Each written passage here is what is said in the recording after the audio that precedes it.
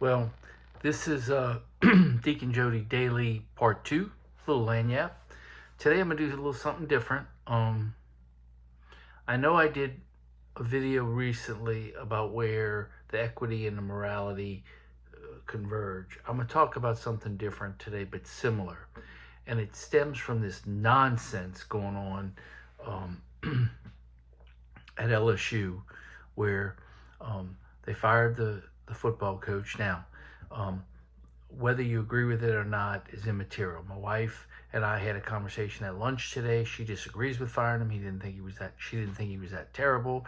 You know, his record is not that bad. I mean, 34-16 or something like that. You know, he's not terrible. Okay. Is it up to LSU standards? Probably not. Was he overpaid? Probably. But that decision to fire the coach um, set into motion a bunch of stuff that has really crystallized the terrible situation we are with the political reality, not just here, but in life. So here's the setup. So you fire the coach. The coach is owed $54 million in buyout money. Okay, so the governor gets involved and says, oh, I'm concerned about the taxpayers paying that. That was total BS. He knew it, he lied about it, and that's what stinks about politicians, because in their mind, they're not lying. Oh, I looked at the contract and theoretically, maybe potentially, if you get struck by lightning 15 times on a sunny day, the state of Louisiana might be responsible for that buyout. It was total bullshit. I'm sorry about that word, but it was BS. And the reason I say that is because when he was asked by my son, who interviewed him, if there was any precedent that taxpayers have ever had to do this, he says, I don't know. Yet he started the whole thing by saying, I did my research. Well, you either did your research and you know, or you didn't do your research and you're bluffing. And that's what was going on. We called it in the legal world puffing, okay? In trial, when you puff, okay? And that's what was going on. And I'm very upset about it because in my early career, I loved politics. I worked for a councilman in the city of New Orleans. I ran for state representative. I wanted more than anything to be involved in politics. And when I lost, I walked away.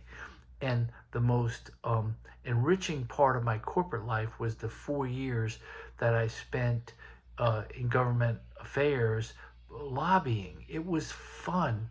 It was the other side of politics. I enjoyed elbowing with the people to give them the right information that they needed to make decisions from a perspective not of giving them money, but of right and wrong. And that's the morality part of what I want to talk about today.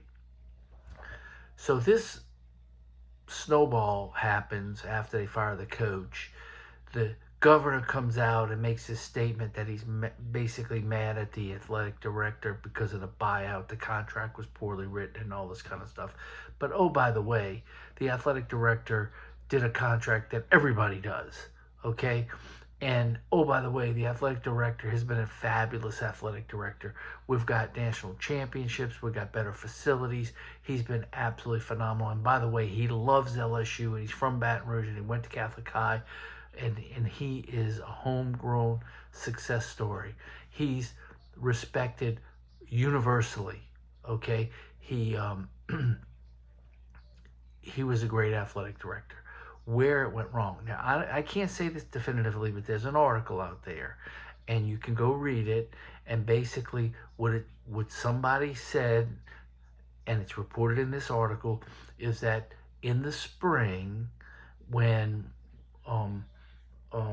Coach Wade was available to be a basketball coach again, there was some very influential people that wanted him to come back to LSU as a basketball coach. And it wasn't a prudent thing to do then. And the guy went to the governor. He was a big money person for the governor.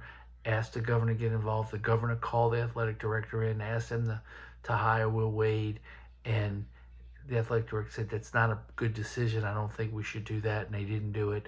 And the governor's been anti the athletic director ever since. And so this whole thing centers around the governor being upset, and you might call it insubordination, but not really, because the athletic director works for the board of supervisors, not the governor. The governor was asking, but the governor could perceive it as insubordination, and because of that, he was mad at the athletic director, and all of this negative has come from there. And so we have this very negative perception around the country that our politics is out of control, the governor's involved with LSU sports, and where does that bring LSU? I want to bring this to morality, okay? You hire somebody to do a job, and if they do a good job, you don't fire them because you're mad at them for something. And that is what stinks about politics. And I hate to put it that way because I loved politics and I loved my lobbying days. But when this kind of stuff happens, you just come back to the reality that these politicians, they live in another world. They live somewhere else. And this particular governor, we didn't have a choice to vote really this time in the general election, and he won by a landslide because we didn't have a choice, of two good candidates. But I'm gonna tell you a little story, and then you can make your decision. This is fact, okay? When he was elected as the Attorney General, I worked for the Attorney General's office. I had been there for 6 years. And one of the first things he did when he came in was tell all the lawyers like me that we couldn't have a side practice. Now, we were lower paid lawyers. Now, lower paid lawyers is still probably high paid on a relative scale, but as lawyers go, we were fairly low paid. And because of that, they let us have a side practice. If it didn't have a conflict of interest, we could do it. So successions and wills and stuff like that. So many of us, me included, had substantial side practice, $15,000 a year, something like that. Well, he comes in and says, you can't have that. All of a sudden, you took a pay cut. And then, unbelievably, makes it known that he is not going to pay our bar dues, which are $500 a year. Now, you need to be a member of the bar to practice law, to work for the Attorney General. Now he's telling us we can only work for him, and he won't pay our bar dues. And we can't have a side practice to raise money to pay our bar dues. That's the kind of lack of thinking coming in to that job that I personally experienced. And now I'm experiencing him unraveling a very successful LSU athletic program that was making money, improving its facilities, and in my opinion, that's the immorality of politics. And I'm not talking about these politicians sleeping around. I'm not talking about that. I'm talking about the immorality of the way they work. It's self-serving, and I think that it's a problem that we have to, as a society, address in the way we elect our public officials. That's all I have to say about it. I'm going to end with that. I'm going to ask you, look, pray for me because I'm a little upset right now, and I'll pray for you. God bless.